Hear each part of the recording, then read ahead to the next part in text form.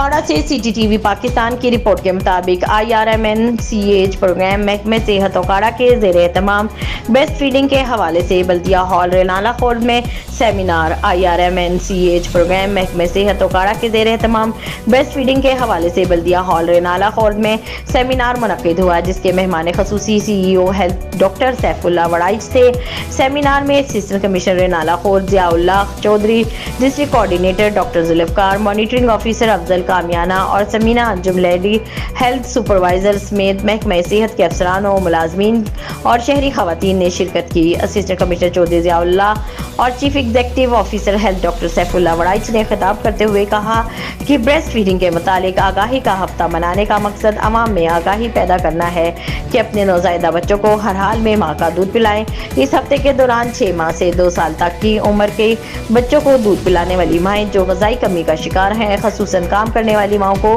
बाख्तियार बनाना है और इस सिलसिले में ज़िला भर के तमाम मराकिज़ सेहत पर ब्रेस्ट फीडिंग कॉर्नर के खसूसी इंतजाम किए गए हैं, जहाँ माँ अपने बच्चों को राजदारी और आराम की यकीन दहानी के साथ दूध पिला सकती हैं।